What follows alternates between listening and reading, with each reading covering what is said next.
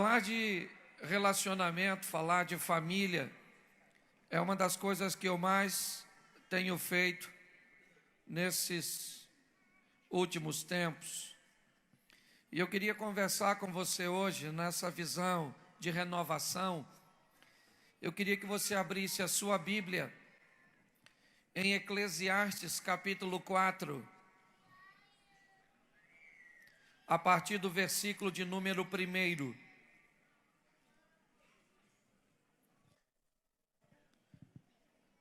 Eclesiastes 4, verso 1, diz assim: Depois voltei-me e atentei para todas as opressões que se fazem debaixo do sol, e vi as lágrimas dos que foram oprimidos e não têm consolador. A força estava do lado de seus opressores, mas eles não tinham consolador. Por isso eu louvei os que já morreram, mais do que os que vivem ainda. E melhor que uns e outros é aquele que ainda não é, que não viu as más obras que se fazem debaixo do sol. Também vi eu todo o trabalho e toda a destreza em obras. Traz ao homem a inveja de seu próximo. Isso também é vaidade e aflição de espírito. O tolo cruza as mãos e come a sua própria carne. Melhor é a mão cheia com descanso do que ambas as mãos cheias com trabalho e aflição de espírito. Outra vez voltei-me e vi vaidade debaixo do sol. Feche os seus olhos, mas não feche sua Bíblia, não. Senhor nosso Deus e Pai, em nome de Jesus, eis aqui a Tua palavra. Continua falando conosco e usa-me como um canal de bênção nesta hora. E fala conosco aquilo que nós nem viemos muito animados para ouvir. Mas fala conosco não o que queremos, mas o que precisamos ouvir. Que Teu Espírito tenha liberdade de agir. Em nome de Jesus. Amém. Glória a Deus. Amém? Eu quero começar por esse texto, porque ele define alguém que está olhando de uma forma muito profunda a vida. Alguém que consegue ter uma percepção muito clara do ambiente em que nós vivemos, convivemos, somos treinados. Eu não sei como é que você vai chamar, mas é importante nós entendermos que em todos os tempos, de todas as eras, em todos os lugares, desde que o homem pecou e foi afastado do ambiente ordeiro que Deus criou para ele viver, chamado paraíso, inevitavelmente o homem teve que lidar com os desafios da vida. E esse homem, ele faz uma observação muito precisa, muito valiosa para mim e para você, porque ele diz: depois eu voltei e me atentei para todas as coisas, ou para todas as opressões. Esse homem está dizendo que ele começou a ver que pessoas sofriam, que pessoas eram oprimidas, e não havia consolação para elas. Ele diz que pessoas sofriam e o poder estava nas mãos de seus opressores, e não havia para as pessoas consolador. Ele diz que ele descobre então que mais vantagem já obteve aquele que já morreu do que aquele que continua vivo. E ele vai além, dizendo que melhor de verdade é aquele que ainda não é, ou seja, aquele que nem sequer nasceu. Ele diz que ser bom e ser alguém habilidoso a lidar ainda é muito ruim, porque causa a inveja do próximo. Ele diz que algumas pessoas se esquecem de que trabalhar e ter uma mão cheia é muito melhor do que trabalhar para ter duas mãos, mas ter um estilo de vida de aflição. Esse homem está olhando para a vida, gente, e parece que ele está escrevendo esse texto agora, para a nossa sociedade no momento. Eu só preciso que você observe para uma coisa, sobre esse ambiente caótico, sobre esse ambiente desafiador e opressor, onde você às vezes luta para obter coisas, mas tem que usar escondido, porque corre o risco dos outros te roubarem aquilo que você lutou tanto para conquistar. Quando nós olhamos essa estrutura, nós precisamos entender que ela forma gente. E que o grande desafio hoje não é família. Família não tem crise, família não tem problema, igreja não tem problema, sociedade não tem problema. O que tem problema é gente. Gente é que é problemática. Certo? A família não tem problema. O que tem problema são alguns componentes. É ou não é? A sociedade não tem problema. O que tem problema são alguns componentes dessa sociedade. Então, se nós melhorarmos as pessoas, nós melhoramos o sistema. Esse dia alguém me perguntou assim: pastor, se Deus existisse, por que tem tanta miséria no mundo? Eu falei para ele: miséria onde? No mundo não tem miséria. Ele falou: o senhor está mal informado. É só olhar para o continente africano e o senhor vai ver miséria. E eu disse: mas se você olhar para o americano, você vai ver que há comida no lixo da América o suficiente para alimentar a África. Ou seja, não existe miséria no mundo. O homem é que virou um miserável. Alguém que presta atenção só no seu umbigo. Então, se eu entender que a sociedade está formando gente, não é difícil entender que gente está sendo formada no ambiente social. Entendeu? Por que os maridos são ruins?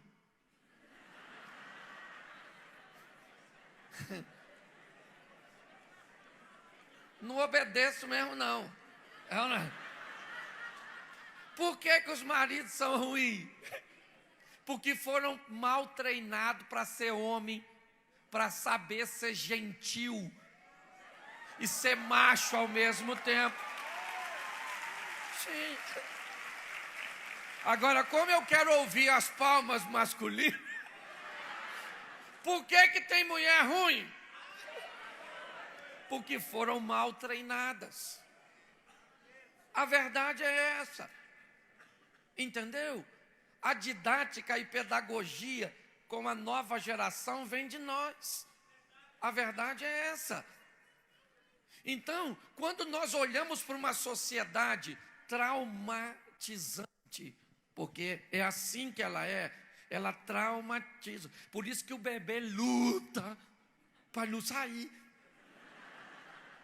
É um trauma para ele deixar o ambiente tão protetor para esse mundo.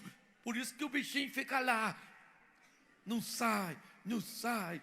Tem uns que dizem que não sai, que tem que cortar para sair. Talvez você foi um deles. Então observe bem. Se eu começar a entender que o ambiente forma pessoas, é só eu começar a entender e procurar descobrir que ambiente as pessoas que convivem conosco são treinadas. E eu posso definir um pouco o comportamento e ter condições de lidar com elas. Pessoas são treinadas em lares diferentes. Lares diferentes formam pessoas. E só que essas pessoas vão constituir uma e vão se casar. Vinda de lares diferentes. Aí dá confusão. Porque você tinha uma hora, ele tem outra. Você gosta de comer uma coisa e ele outra. Tem gente que cresceu comendo bolo quente.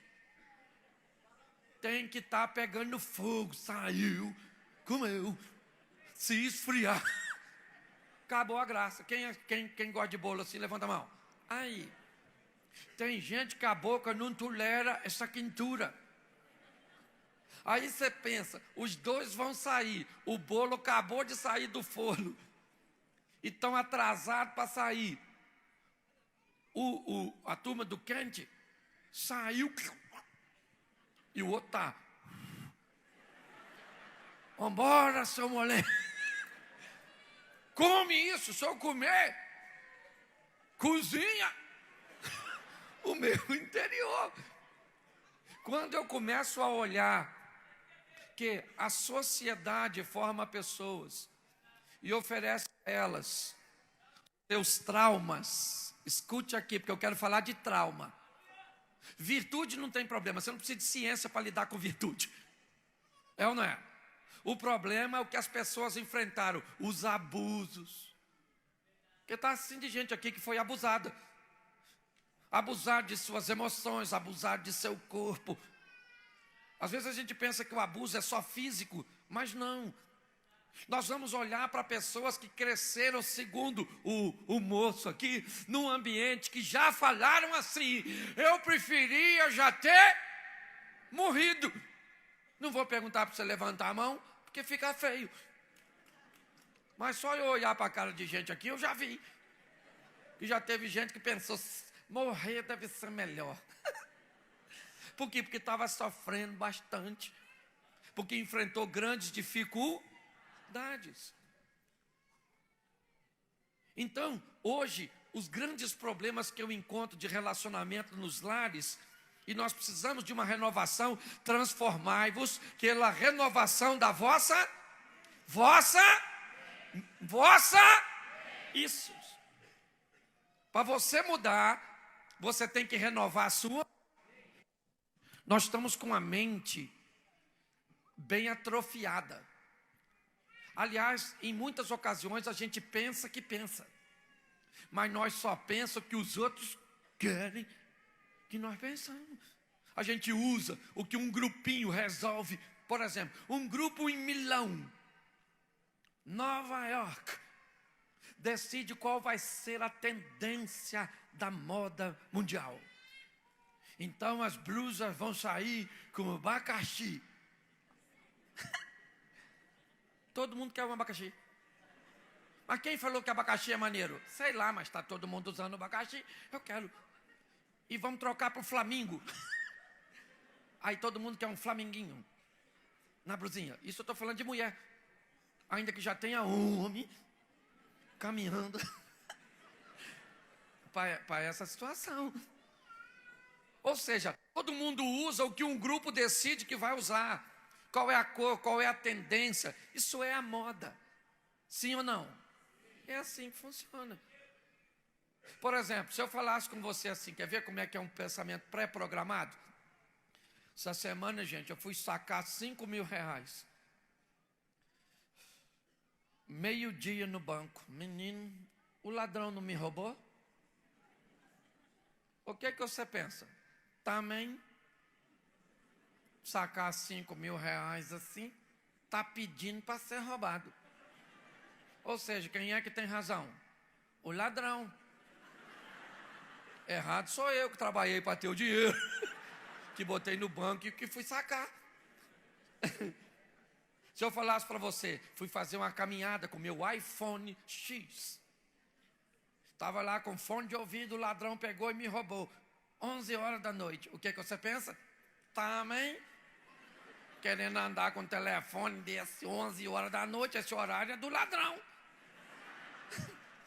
Ou seja, a razão passa a ser de quem não tem. A verdade é nesse ambiente que nós estamos inseridos. Então é gente ferida, gente machucada. E nossa geração, o mais velho, a turma que tem mais de 30 e pouco, essa já é uma turma mais cascuda. Eles machucam com muita dificuldade para machucar esse povo. Mas essa geração de 30 para baixo, menino, eu descobri que nós fomos criados em cavernas. E criados em cavernas, nós nos tornamos guerreiros. Como guerreiros, construímos nossos palácios. E nos palácios, criamos nossos príncipes. Hoje nós estamos cheios de príncipe e princesinha. Uma geração que você não pode falar nada. Que ele quer morrer, ele quer se matar, ele corta os pulsos, ele se fere. E não morre, não. Não, ninguém quer isso do outro lado, não. Não, na verdade, quer perturbando a gente. Escute só. Nós estamos vendo um ambiente formando gente. E esse ambiente, primeiro, ele é extremamente voraz. Hoje nós vivemos num ambiente onde a formação das pessoas... Deixa eu perguntar uma coisa. Quem aqui tem rede social? Levante a mão. Isso, praticamente todo mundo. Como é que você abriu a sua rede social? Você foi lá e fez o cadastro, sim ou não? Aí lá tinha um negócio escrito assim, ó. Li e concordo. E um quadradinho assim. Quem aqui clicou que li e concordo, levante a mão. Isso, todo mundo. Para você abrir, você teve que fazer. Agora, em nome de Jesus Cristo Nazareno, quem aqui que leu? Levanta a mão. Você sabe o Facebook, quantas páginas você teve que ler? 60. Para você, 60 páginas. Aqui que leu 60 páginas. Só se tiver um que me perturbar na cabeça. Porque se mandar hoje para nós um texto com 20 linhas, a gente lê quantas? 2. Está chato demais. Vamos embora para a próxima. Nós estamos com uma sociedade extremamente ansiosa, imediatista. Um ambiente que cada vez se cria em nós. É um ambiente onde as nossas emoções estão enfraquecidas. E é esse tipo de gente que está se unindo. É esse tipo de gente que está tendo dificuldade de lidar com suas emoções. E aí a gente quer transferir este comportamento humano e trazer uma responsabilidade espiritual para ele. Se você não criar um ambiente sadio para você viver, se você não estabelecer na sua casa um ambiente ordeiro, não vai funcionar. Nós temos que amadurecer isso. E isso tem atrapalhado, e muito, os cristãos. Grande parte deles, durante o culto, não consegue ficar sem ver suas redes sociais. Você põe para vibrar. Vibrou uma vez. Vou ver não, que estou no meio do culto. Zum. Isso deve ser importante. Zum. É ultra importante. Zum. É Deus que está mandando alguém. Porque é um propósito, querido. Deixa eu falar uma coisa para você. Você lembra quando Ana queria ter um filho? Lembra? O texto diz que todas as vezes que ela chegava em Siló, onde estava a arca da aliança, Penina perturbava ela. Para quê? Por que Penina não perturbava quando ela estava lá na casa dela? Esperava ela estar em Siló, porque em Siló estava a Arca da Aliança, que simbolizava a presença de Deus. O propósito dela é dizer o seguinte: quando você for para a presença de Deus, eu preciso capturar sua mente, eu preciso te desconcentrar, porque tem alguém que pode mudar a sua vida, e esse alguém é Deus. E se eu roubar a sua atenção nesse ambiente, a sua vida nunca muda.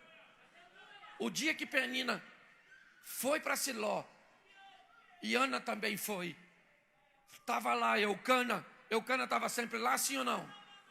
Penina estava sempre lá, sim ou não? Eli estava sempre lá, sim ou não? Ana também? Estava todo mundo lá? Deus também estava? Então por que dessa vez Ana voltou com uma promessa? Porque naquele dia, Ana decidiu que ninguém ia roubar a sua atenção e ela ia se aproximar de Deus.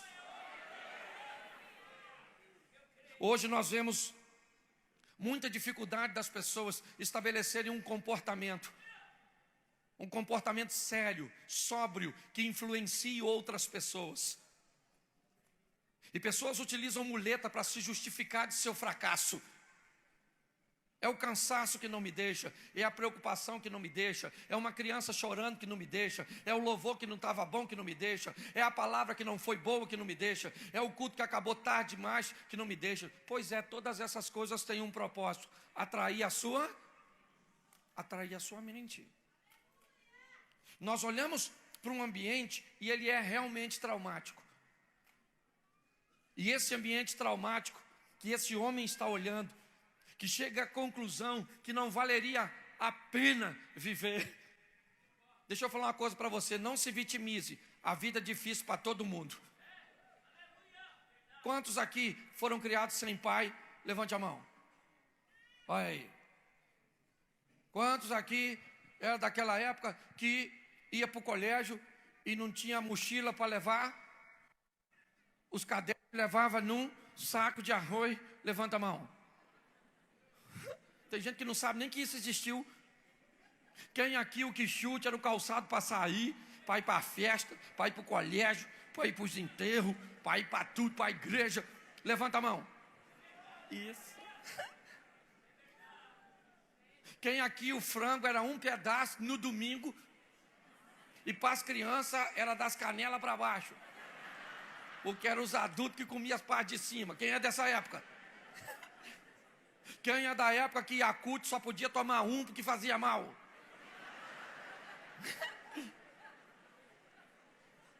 E eles acham o tempo de hoje difícil.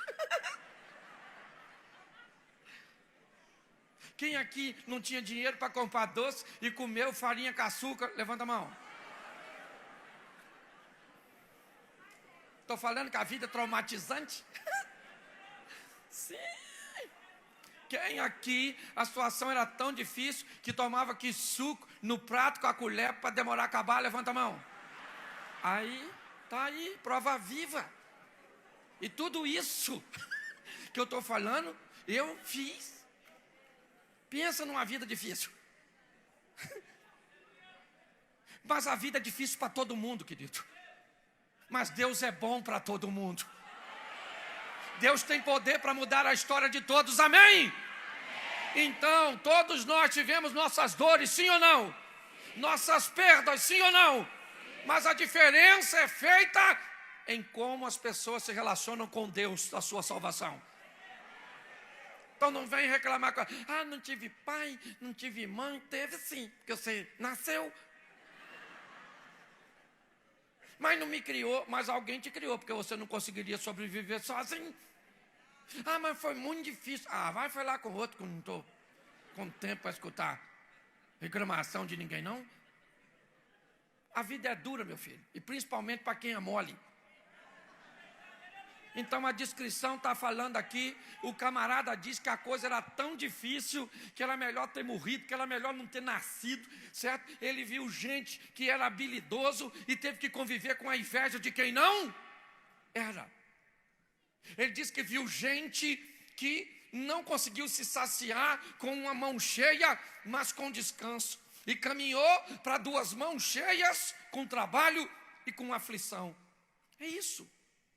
É essa sociedade saindo de casa, correndo e lutando e trabalhando e fazendo hora extra para ganhar tesouros, mas esquecem que depois que tiver alcançado seus tesouros, não terão para quem deixar, porque não cuidou do seu maior tesouro que estava dentro de casa. A verdade é essa. É isso que esse homem está olhando. E quando eu vou para o verso 8 desse texto, eu me deparo com uma coisa preciosíssima que eu quero ver com vocês. Eclesiastes 4, 8. Há um que é só, que não tem ninguém, nem tampouco filho, nem irmão. Contudo, não cessa do seu trabalho, e também seus olhos não se satisfazem com riqueza, e ele nem diz: para quem trabalho eu, privando a minha alma do bem? Isso também é vaidade e enfadonha ocupação. Presta atenção, porque o verso 8 me parece que começa a fabricar o primeiro estilo de pessoa que vai sobreviver às dores, os traumas. Aqueles que resolvem de tanta dor, de ver tanta injustiça, de tanto problema, que quer viver sozinho. Conhece alguém assim? Não quer casar. Eu, cruzes, longe de mim casar. Ninguém quer. É só para entender um pouquinho. Quantas pessoas aqui não têm o mínimo interesse de casar? Levanta a mão. Aí.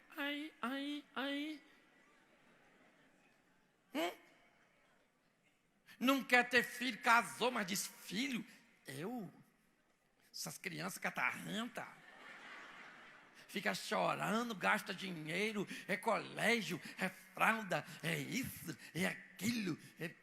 Quantos aqui casaram, mas não quer ter filho? Levanta a mão. Ai.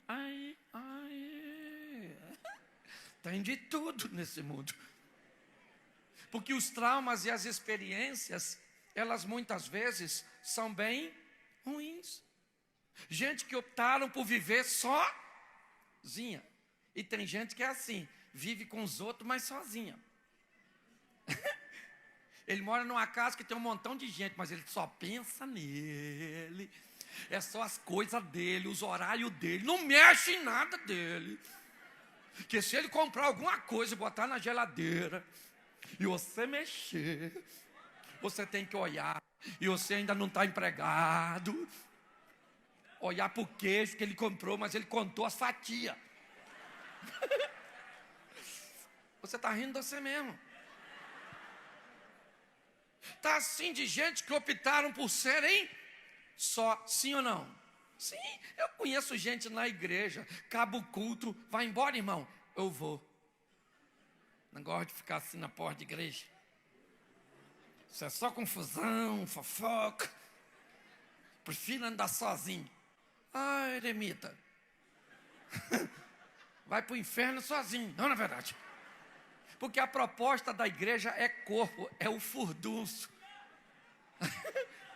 A Bíblia diz que uma igreja é um corpo humano.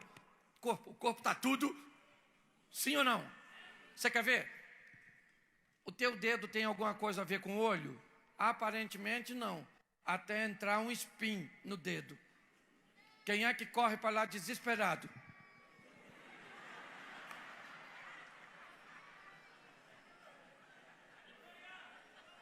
O olho fica caçando o espinho.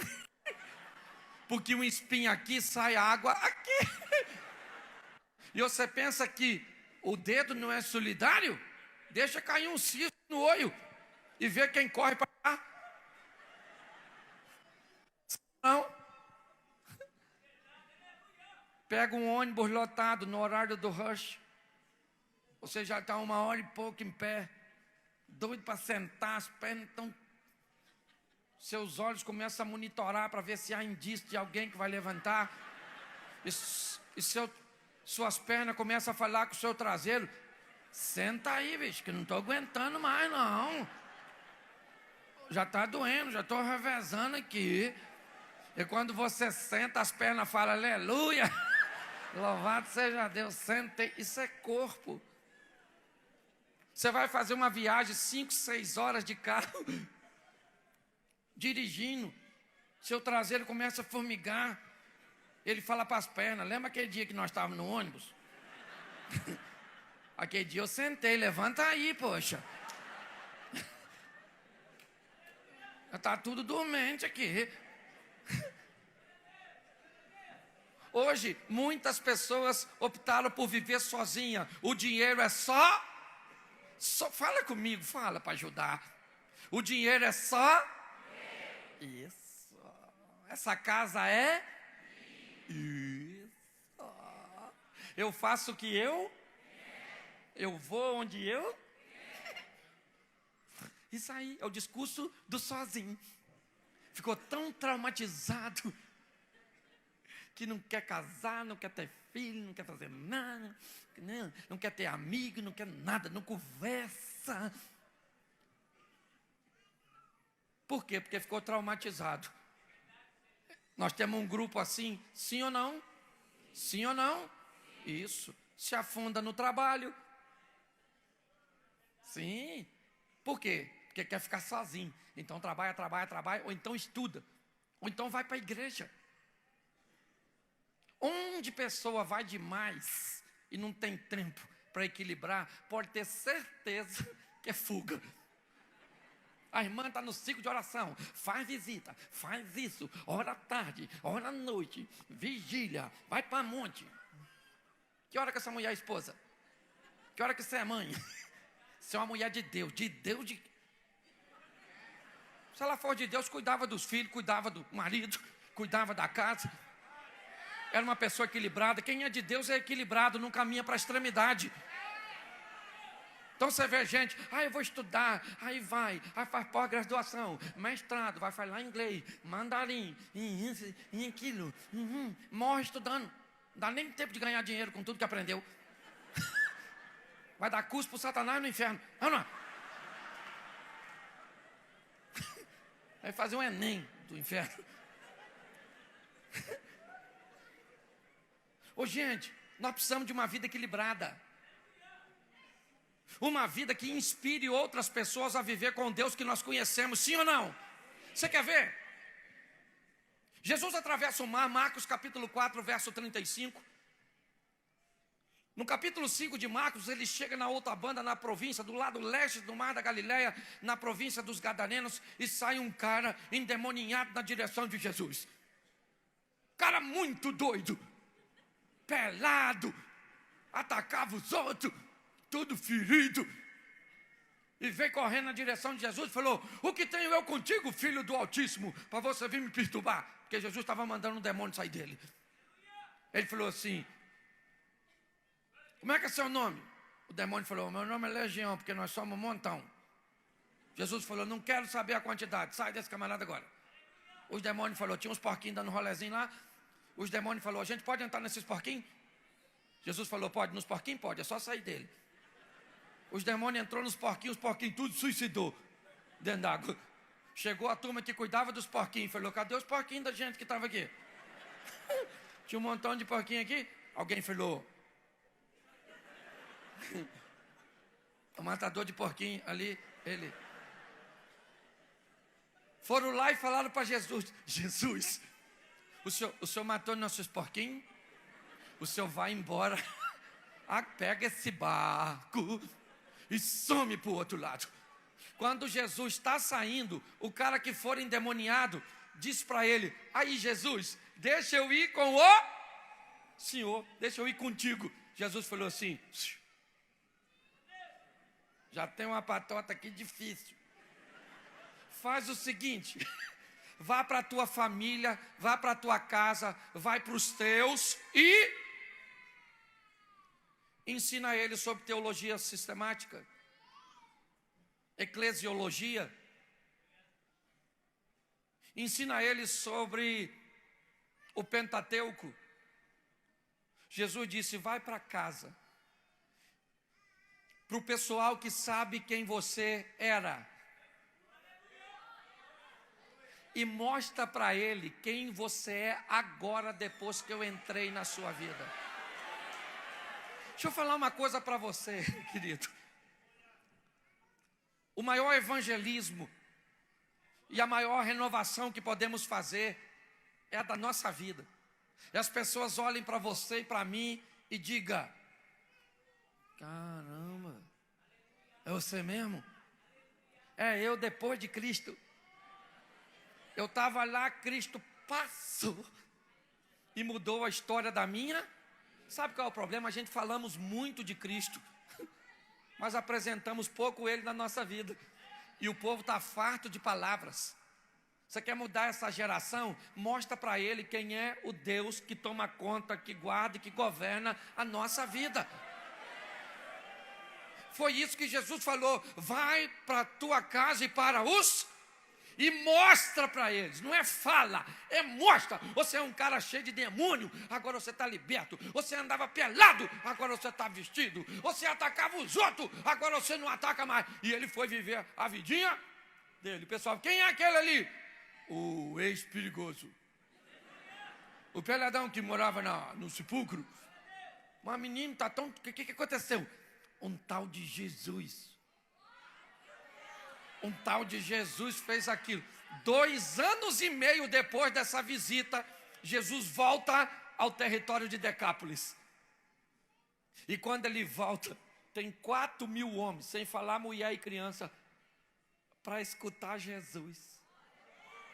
Quem é que Jesus deixou em Decápolis para evangelizar o povo? O ex-endemoniado.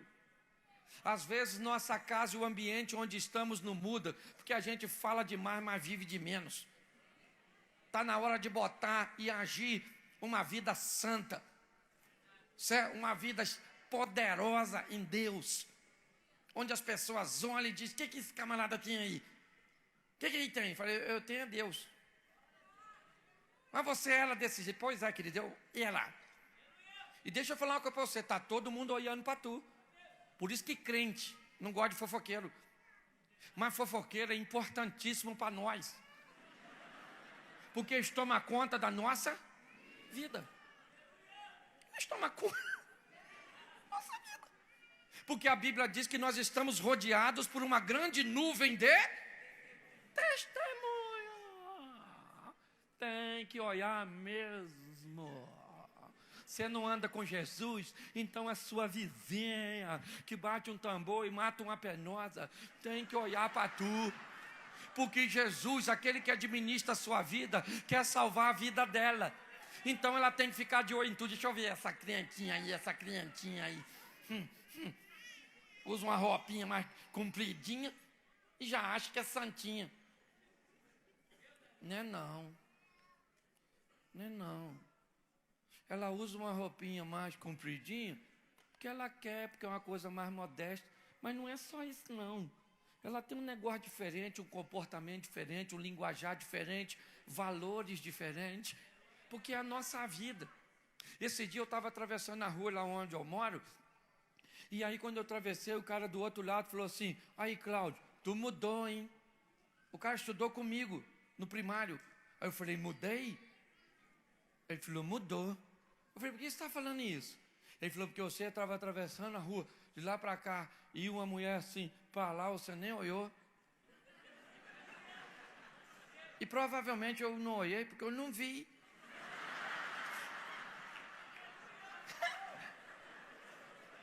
Mas o cara estava olhando para o meu olho, para ver se o meu olho estava olhando para a mulher. Aí sabe o que eu falo? Fofoqueiro, não tem nada a ver com a minha? Tem sim, porque eu sou propaganda do Deus eterno. Deus está querendo mostrar para as pessoas quem Ele é na nossa vida. Então escute uma coisa: quanto mais gente tiver para olhar a sua vida, significa que seu ministério é maior. Quem tem pouco fofoqueiro falando de si, está fraquinho. Porque a Bíblia diz: a quem muito é dado, muito será cobrado. Se ninguém fala de tu, minha filha, é que eu sei o Zé Rosquinha. Você está na rabeira da cadeia alimentar. Tem gente que eu acho maneiro quando eu encontro alguém e diz: pastor, mas estão falando isso de mim. Fala isso, eu posto isso, fala isso. Eu falo de Jesus. Eu falo: menino, isso é maneiro. Deixa bater na gente. Está todo mundo olhando para nós. Mas tem gente que o coração azedou. Quer ficar sozinho. Isso vai ser companheiro de abominável homem das neves. Por pior que seja seu passado, querido, deixe seu coração azedar, não. Não fica querendo viver sozinho. Se de uma menina falou comigo: pastor, vou fugir de casa. Eu falei: você mora com quem? Ela falou: sozinha. Eu falei: então você vai fugir de você? É ou não é? Você está rindo? Mas quando eu olho para o verso 9 de Eclesiastes 4, eu vejo um outro grupo, diferente do verso 8. O verso 9 diz assim: melhor é serem dois do que? Enquanto ao lidar com os traumas, com as perdas, com as crises, com os defeitos, com as injustiças, um grupo resolve ficar sozinho, tem um grupo que falou: melhor é serem dois. Ou seja, mesmo depois de olhar tudo isso, o cara falou: vou casar, vou ter amigo, vou ter sogra, vou ter filho, eu vou ter, é perigoso. Mas eu vou. Quem aqui casou, levanta a mão. Isso, você é um herói, uma heroína. Porque pensa num troço difícil, é dois ser um. Sim ou não? Porque não é união, gente, é fusão. Os dois viram duas cabeças diferentes. Eu fico imaginando só Deus. Porque um homem e uma mulher virar um só, Deus tem que estar lá. Porque senão nós casamos, mas nós é dois. Tá assim de gente que chega no meu gabinete. Qual é o problema? Aí ele fala as razões dele. Tudo defendendo ele. A mulher falou assim: pastor, vou falar uma coisa para o senhor, parece uma coisa de Deus. Porque olha só, quando eu estou assim com ele, tem uma voz que fala todos os defeitos dele assim, ó, no meu ouvido. Eu falei: sério? Ela falou: sério. Eu falei: mas essa voz assim, nunca falou um defeitinho seu? Aí ela falou: não, meu não falou não. Eu falei: então a voz só fala. Ela falou: é. Eu falei: nossa, uma voz partidária, tendenciosa. Essa voz não gosta dele não, porque a senhora também tem defeito. Ela olhou, que comigo tem. É perigoso, mas é necessário. Nós precisamos renovar nossa mente para entender que uma pessoa veio de outro ambiente para conviver comigo e ela traz os traumas. Você quer ver? Vou dar um exemplo para você. Minha esposa teve uma mãe extremamente forte e dominadora. A mãe da minha esposa escolhia as roupas que ela iria usar. Ela definia as festas que queria que minha esposa fosse, mesmo que ela não quisesse. E minha esposa cresceu nesse ambiente dominador. Conclusão: minha mulher hoje treinada nesse ambiente. Se você mandar ela fazer alguma coisa, parece que ela revive o trauma e não faz. Se eu quiser que minha mulher vá para a direita e eu falar para ela assim, ó, vai para lá, ela não vai. Não vai, estou falando para você. Mas pastor, como é que o senhor faz então? O que é que eu faço? Eu falo para ela: querida, ó, ali na direita tem isso, e tem essas vantagens. Eu acho até que você deveria ir para lá se você quiser. Mas também tem aqui à esquerda, que também tem umas opções que eu não acho boa. Entendeu? Fica a dica. Hashtag fica a dica. Aí ela para, pensa e vai. Mas se eu mandar ir, ela não vai. Por quê? Porque na formação. Vamos supor que um camarada aqui foi treinado no lar que não tinha nada, mais nada, mas passava fome. Aí ele casa. Às vezes o cara é suvina, uma de fome, avarento, dá o dinheiro à senhora igual remédio, em doses homeopáticas, é ou não é verdade? E a senhora fala, o marido ruim, ele não é ruim. O comportamento dele é um comportamento que ele estabeleceu para defender a família dele, para que ela não sofra o que ele... Mas aí ele vira avarento. Assim também como tem aquele que vai para o outro extremo, treinado nesse ambiente e que compra o que não precisa, gasta tudo. Aí você vai ver essa pessoa, nome sujo, companhia entra na roupa cortar a luz, o telefone dele nunca tem crédito, é todo mundo cobrando. O que é isso? Isso é reflexo do ambiente. Então, quem não casou, levanta a mão. Falar uma coisa para você. Antes de casar, olha direito. Deixa eu explicar uma coisa para você. Todo mundo é um livro que já contém alguns capítulos. Antes de casar com essa pessoa, dá uma lida. De onde ela veio. Conversa com a mãe dela, com a tia dela, com os irmãos dela. Procura saber. Porque depois casa, dá ruim, vem falar comigo. Pastor, o que eu fiz da minha vida? Casou, maluco. Hashtag chupa essa manga. Mas esqueceu-se o quê?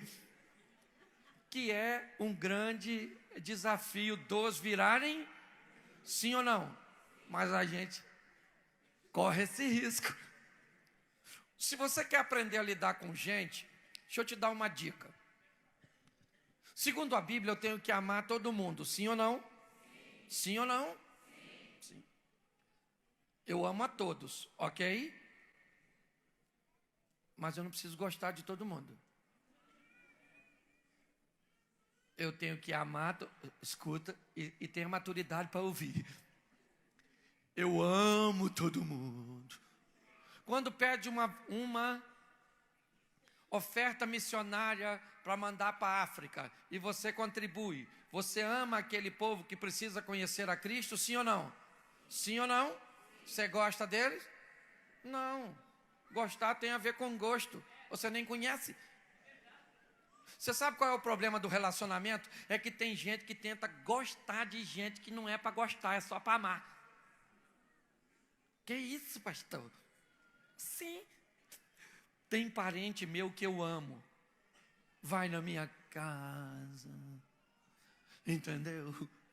Amo. E gosto. Mas tem uns parentes que eu só amo. Eu não gosto. Então não vai. Entendeu? Eu já cansei de ver gente parar de lidar com os outros porque se aborreceu com tanta gente que não devia gostar. Era só amar. Quer saber, pastor? Eu já me aborreci com tanta gente e já ajudei tanta gente e já fui tanto. Eu já sofri tanto. Agora eu não ajudo mais ninguém. Isso é dor o coração. Tem muita gente boa para você ajudar ainda. Mas você se deu mal tentando gostar de gente que não era para. Então, meu filho, olha primeiro. Eu falo sempre isso. Quando você for casar, está lá a Bíblia ensinando a casar. Parábola das 10 virgens. O noivo vinha e só pegava a mulher de lâmpada. Assim, porque a Bíblia está dizendo: nunca pegue ninguém no escuro. O noivo só pegava a mulher de lâmpada. Então, se tiver escuro, não pega. E não é escuridão, não. É ausência de conhecimento. Se você não conhecer, hoje as pessoas se dão mal por causa disso. E pior que faz uma salada entre coisas materiais e humanas, entre coisas emocionais e alma, entre coisas espirituais e espírito, e bagunça tudo. Tessalonicenses diz assim: todo corpo, alma e espírito. Repita comigo: corpo, alma e espírito. O que é uma pessoa? O que é uma pessoa? O que é o seu pai? Sua mãe? O seu filho? A sua mulher? O seu marido? Sua sogra? Quando fala sogra, diminui a intensidade. Tem gente que falou, é um corpo sem alma e cheio de espírito. Olha aqui, se uma pessoa é um corpo que contém uma alma e contém quando tiver uma necessidade nessa pessoa, quando ela esboçar um comportamento, eu tenho que entender isso para renovar minha mente. A primeira pergunta que eu tenho que fazer: quem está aí reclamando? Às vezes, minha esposa reage de um jeito a um fato. Primeira pergunta que eu faço: quem está reagindo? É o corpo? É a alma? Ou é o espírito? Se for o corpo, se resolve com coisas materiais. Se for a alma, se resolve com coisas emocionais. Se for o espírito, resolve com coisas espirituais. Tem gente que o problema é humano, físico, quer resolver com oração. Seu filho está precisando arrumar a cama. O bicho não arruma. Não arruma. Você já falou, arruma a cama.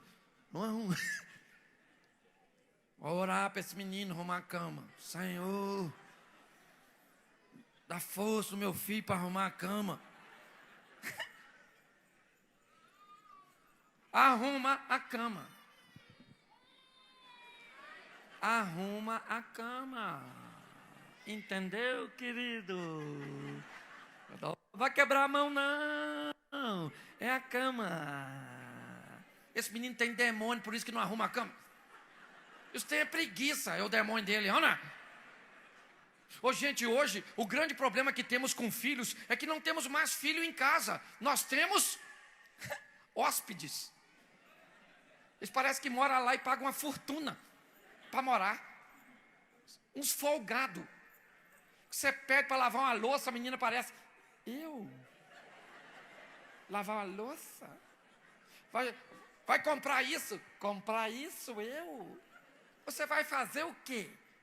E adolescente tem uma palavrinha que você tem, aliás, algumas que significam a mesma coisa. Por exemplo, eles têm a palavra depois. Já vou. Tudo significa a mesma coisa. Me deixa que eu não vou fazer nada. Mas eles falam como? Depois e já vou. Vai tomar banho? Já vou. Desliga sua televisão? Depois. Sai dessa internet? Já vou.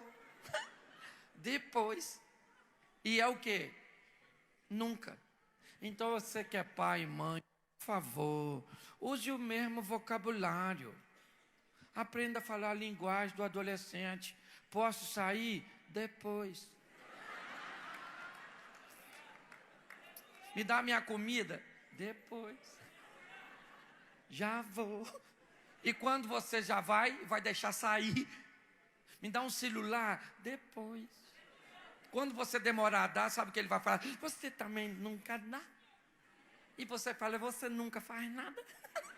Estou só falando seu dialeto. Você está rindo, mas é muito sério. Tem coisas que é emocional. Por exemplo, seu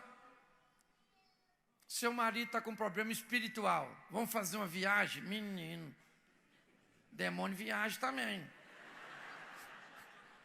Se o problema é espiritual, não se resolve com viagem, não se resolve com presente. Se resolve com oração, com joelho, porque tem coisa que você vai resolver com suas mãos, atitudes, decisão, mas tem coisas que mãos não resolvem. Quem resolve é joelho, é madrugada, é ungindo casa, é declarando que a nossa casa, nossa família, nosso casamento, nossos filhos pertencem ao Senhor. Deixa eu falar uma coisa para vocês. Homens, levanta a mão os homens, os caras que têm certeza. Isso, na dúvida, aquela baixada. Tu tem que ir para casa hoje. Posso passar um dever de casa para os homens? Amém? Vá para casa hoje. Se tiver um azeite, um óleo da unção. Se não tiver, pega o óleo da cozinha. Bota na mão, consagra a Deus. Vai naquela televisão sua e dá uma ungida. No telefone celular, disse filho seu. Vai no travesseiro do garoto, abençoa. Vai no travesseiro da sua mulher, para não ficar desigual. Vai no seu, vai na porta e declara que sua casa, sua família, seus filhos, seu casamento são de Deus. Nós estamos precisando de homem. Hoje nós estamos vivendo a era do coach. E eu acho fantástico o coach. Ferramentas extraordinárias. Eu só acho que ao invés de ensinar as pessoas como viverem melhor, tinha que arrumar recursos para ensinar as pessoas como morrer melhor. Porque segundo a Bíblia, quem morre bem morto tem uma boa vida. Uma vida morta para o pecado, acabada para o pecado e para a transgressão. E um nascimento novo na obediência do eterno é o que faz alguém ter um padrão de vida de excelência. Nós precisamos amadurecer isso. Quando nós olhamos para esse texto, eu fico, gente, olha o verso 10. Porque se um cair, o outro, isso aí tem casa que é maior mentira. Se um cair, fica caído. Porque o outro não está nem aí para que se ele caiu. É um dormindo e o outro sem sono. Está lá igual um zumbi. E o outro está lá, o sono do justo. Por quê? Porque se um cair, o problema é seu. Não. Quando nós somos um, querido, o que foi, querido? Está sem sono? Vamos tomar um ansiolíticozinho para dormir? Se o problema é emocional? Já tomei e não durmo. Então vamos. Então, o que é? Tá, o cansaço físico está demais? Tem que dar um minuto. Não, também não estou. Então vamos calmar o céu aqui, porque deve ter umas pestes aí tentando atrapalhar seu sono. Vai ungir sua casa, vai declarar que seu quarto, sua casa pertence ao Senhor. Você quer ver? Às vezes o camarada dá de tudo à esposa. Aí a mulher fala assim para ele, ó. Eu não sou feliz. Estou cansada de tudo isso. Sabe? Estou cansada. Tem hora que me dá vontade de sumir. Que nessa vida não tem nada. Eu sou sozinha. Aí o marido olha e diz assim: o quê? Tu não tem nada? Olha a casa que tu mora. A comida que tu come. A roupa que tu veste, o carro que tu tem, porque na cabeça dele quem está reclamando é o corpo. Mas ela fala, não é isso. O que ela sim, cumplicidade, carinho, massagem no pé, elogio. Aí ele fala, essas palhaçadas que você quer, é isso. Então tá bom, vou parar de pagar as contas. E vou ficar te papari. Aí, se ele fizer isso, começar a paparicar, a alma vai ficar feliz, sim ou não? Sim ou não? Mas se ele pagar as contas, quem é que vai reclamar? O corpo. Não tem gasolina, não tem nada. Então eu não devo parar de fazer aquilo que faço. Eu tenho que começar a fazer aquilo que eu não. É isso. Se nós amadurecermos, tivermos esse entendimento, gente, eu sei que nesse aspecto as mulheres são mais companheiras. Elas são muito perceptivas. Aí por isso que vocês ficam chateadas com o homem. Porque o homem é sem graça. Mulher, gente, é igual submarino. Ela pode até afundar. Porque elas fundam pelo menos uma vez por mês. Uma mulher vai para o fundo. Vai, seios doloridos, retenção de líquido, uma cólica desgraçada, as pernas inchadas, cabelo esvoaçado, pele ressecada, sangrando. Mas menino, passa 10 dias. Olha para essa mulher.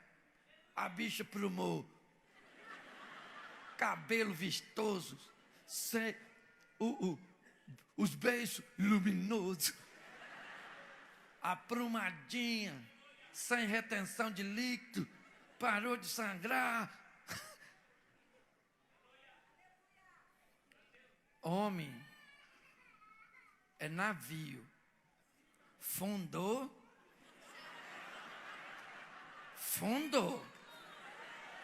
Cadê ele? Acabou. Acabou. Mulher parece que vai acabar. Mulher é parente de Fênix. O pássaro da mitologia grega. Sim. A percepção é algo fascinante. Você quer ver? Olha só como é que esse negócio de um cair, o outro levanta. A mulher normalmente é. O marido fala com a esposa assim: estou com uma dor de cabeça, menino. Minha cabeça está explodindo. A mulher fala: tem remédio lá embaixo. Você quer? Ele fala: quero. Ela fala: vou lá, peraí um pouquinho. Ela levanta, vai lá, pega o comprimido, já põe na palma da mão, desembalado, traz um copo d'água e fala para ele: senta e toma. Aí ele pega, coloca um comprimido desse tamanhozinho assim. Ele faz uma cara super feia, assim, tomou.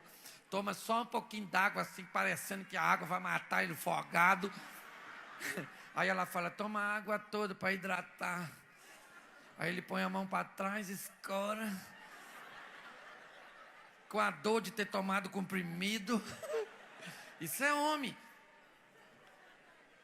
E ela fala: deita, filho, vai melhorar.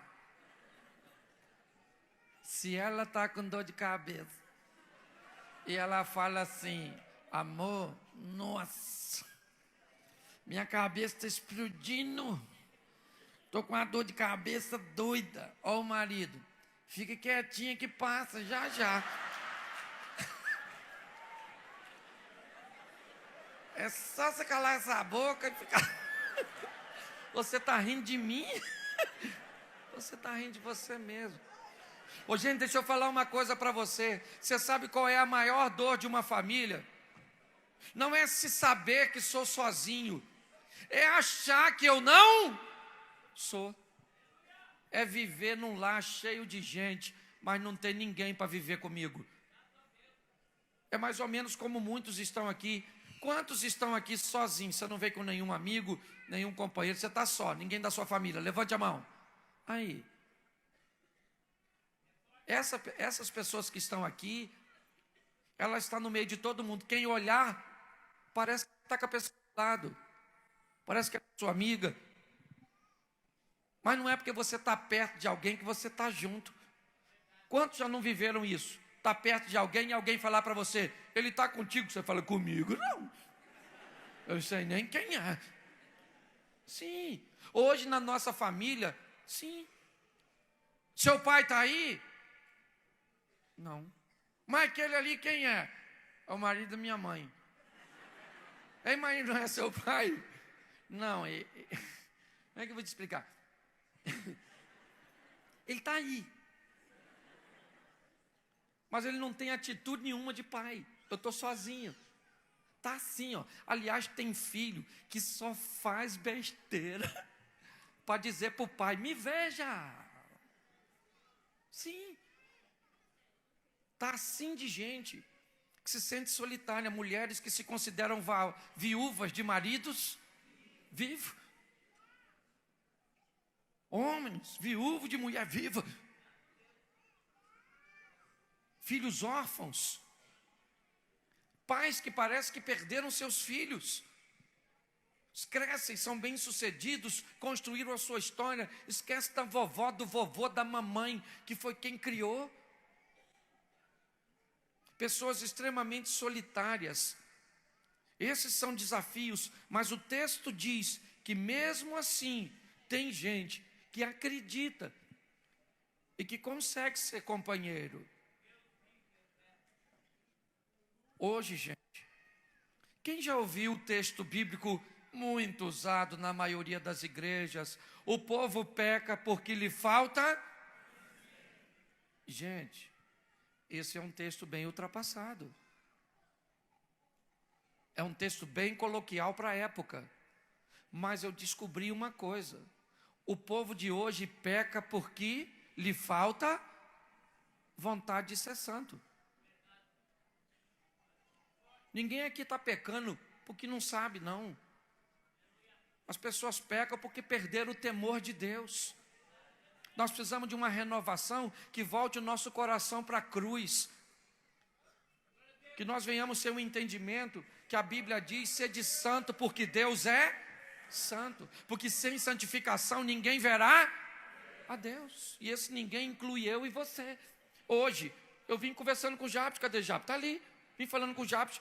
Eu peguei um aplicativo, instalei no meu telefone. $16 por mês. No meu telefone, com esse aplicativo, não entra mais nem uma imagem de conteúdo sensual. Mulher, isso, e aquela brincadeira, videozinho, mandou para mim o aplicativo. Bloqueia. Porque se parecer, eu sou pastor, eu sou casado, eu sou crente, mas eu tenho vontade de ver. Eu sou gente. Hormônio não aceita Jesus, não. O cara manda uma foto de uma mulher, uma cavala, e eu não quero ver. Eu sou macho, menino é lésbica. Botei aqui, falei, aqui não entra mais. Falei, Jesus, me perdoa por tudo aqui que eu já vi nessa vida. Estava igual gadareno. Agora botei, não quero saber cena, não quero saber nada. Essa praga, e aqui não entra mais. Porque se a gente brincar, a gente peca. Eu não sou super-homem. Você é a Mulher Maravilha? Invisível. Quem se sente sozinha? Não ia ficar ninguém sentado.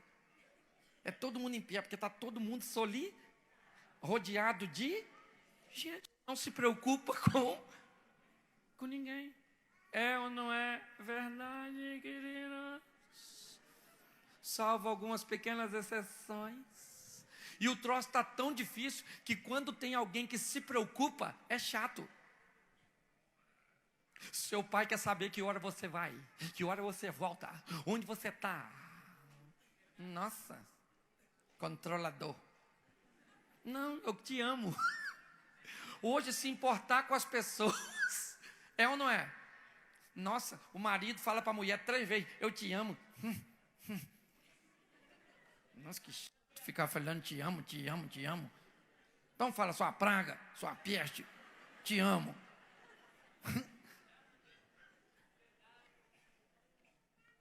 O texto caminha e ele diz assim, isso aqui eu vou pular. Se os dois dormirem juntos. Eu vim falar disso não. Mas você que é solteiro e casado, deixa eu falar uma coisa só para tu.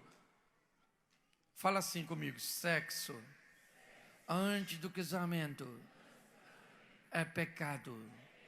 Não fazer sexo depois do casamento também é.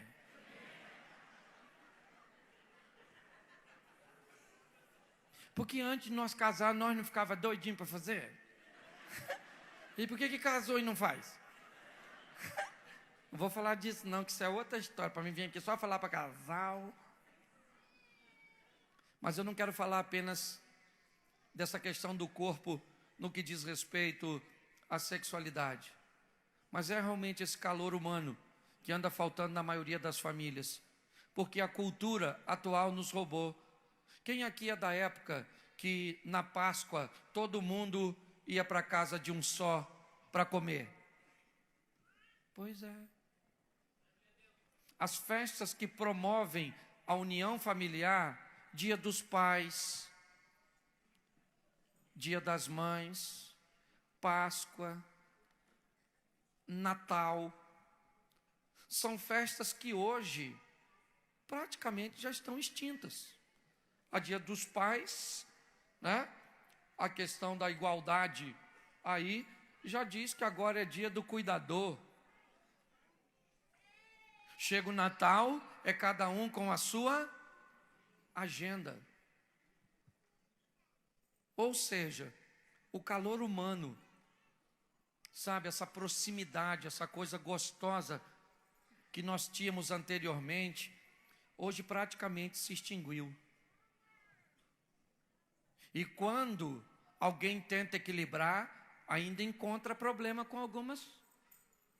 Porque tem gente que se casa com aquela família dominadora. E aí, final do ano, você vai lá dar notícia para sua mãe. Mãe, vim falar aqui com a senhora, mãe. Natal está chegando, Ano Novo também.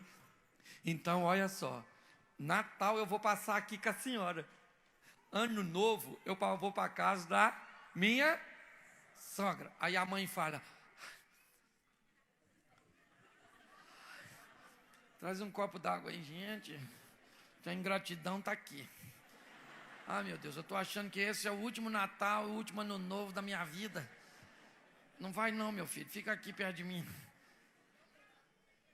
Não sabe compartilhar. Ô, gente, nós estamos com a sociedade adoecida. O texto termina dizendo, no verso de número 12, e aqui eu já vou encerrar: se alguém prevalecer contra um, os dois lhe resistirão, e o cordão de 3 dobras não se quebra tão fácil, tão depressa. Presta atenção nesse texto, porque ele é magnífico. Ainda na proposta da união, ele coloca agora uma terceira força que vai além da força do homem ou da esposa, uma força que vem dos céus, e que ela oferece resistência para, se uma dessas duas mais frágeis romperem, ela dá condições de que haja uma restauração. Gente, o que está fazendo diferença hoje nas famílias é simplesmente Deus. Tem uma coisa que hoje eu ministro, desde comunidades carentes até os alfaviles, as comunidades abastadas. Descobri uma vantagem do pobre em relação ao rico. O pobre tem a esperança que, se ele conseguir dinheiro, resolve seu problema. E o rico já sabe que tem problemas que o dinheiro não resolve. Por isso que o suicídio em sociedades economicamente mais abastadas são mais altos. Eu vim do Japão esses dias e vi a dureza de um adolescente tirar uma nota baixa e um jovem, porque na cultura deles você desonra seus pais quando suas notas não condizem, e eles tiram sua vida. No Brasil, o suicídio infantil já é a terceira causa de morte na nossa nação. Nós precisamos dar uma renovada, e aí eu chamo esse povo da minha idade. Quem tem... Deixa eu perguntar, não vou perguntar a sua idade não. Quem aqui usou quichute? engasgou com bala soft. Bala Juquinha colou no céu da sua boca. Quem aqui comeu o Mirabel? O pirulito Zorro? Quem aqui a vaca correu atrás de você no pasto? Você tomou banho pelado no rio? Entrou na roça do vizinho para apanhar uma frutinha escondida? Você teve bicho de pé, frieira, pegou aquele carrapatinho estrela, teve piolho, namorou a cabrita na fazenda. Tem uma menina ali que namorou, namorou. Pastor, o que você está querendo dizer com isso? Eu estou querendo dizer, gente, que tem uma geração aqui que tem, como diz meu amigo Ratinho, tem café no bule. Nós temos que transmitir para essa nova geração. Não vamos deixar para eles só tecnologia, não. Vamos ensinar essa turma a ser gente, a ser crente, a servir a Deus. Antes de morrer, querido, nós temos que ensinar essa turma. É ou não é? A andar como nós, como nós andamos. Não é falamos que andamos. Então eu queria que você ficasse de pé agora. Você que está sentado. Você que está de pé, é só ficar de pé, né? Você ficar de pé, você já está de pé. E eu queria que você fechasse seus olhos agora. Pode fechar que ninguém vai pegar nada seu, não. Eu sou carioca, mas eu sou pastor convertido. Vou te roubar, não.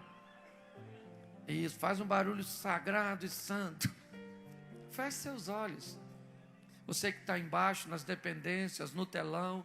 Tem gente lá na rua acompanhando o culto. Ele está sendo transmitido na internet?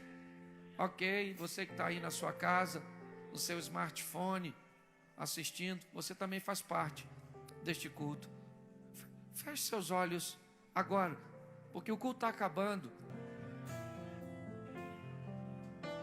Diga para quem está do seu lado assim: a partir de hoje, vai ficar mais fácil viver ao meu lado. Pode ficar tranquilo. Agora faça assim, igreja. Eu quero orar por você. Senhor nosso Deus e Pai, às vezes nosso discurso é muito bom, muito perfeito. Às vezes, ó Deus, apanhamos nossa Bíblia e caminhamos para a igreja, e até mesmo se estivermos em casa, estamos tão habituados que sabemos o momento do louvor, o momento da oferta, o momento da palavra. Mas mais do que conhecer tudo isso, Senhor, nos dê um estilo de vida que impulsione outras pessoas a ter o desejo de te conhecer. Eu quero declarar nessa noite aqui, ó Deus, que aqueles que são casados, eles são casados para sempre. Eu quero declarar que o divórcio, o adultério, a pornografia, a pedofilia, a violência doméstica, a homossexualidade, a falência financeira, tudo aquilo que não provém de Ti, ó Pai, venha se afastar de nossa família, de nosso lar. Que tenhamos, ó Deus, mais afeto, mais carinho, mais respeito.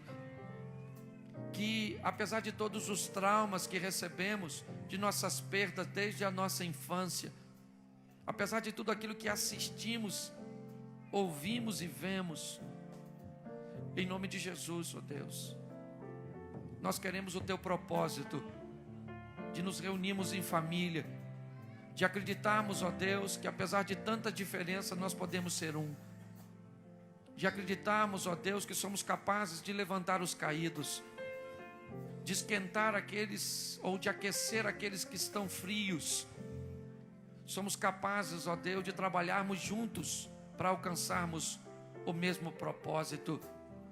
Em nome de Jesus, Ó Pai, nos dê uma igreja que tem um estilo de vida muito mais do que apenas de falar da Tua palavra, mas de vivê-la.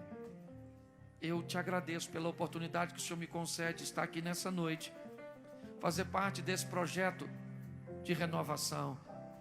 Em nome de Jesus, ó Deus, abençoa cada lar aqui representado, abençoa a minha casa, a minha esposa, os meus filhos, a minha nora, os meus netos, ou meu neto, os meus pais, em nome de Jesus, amém.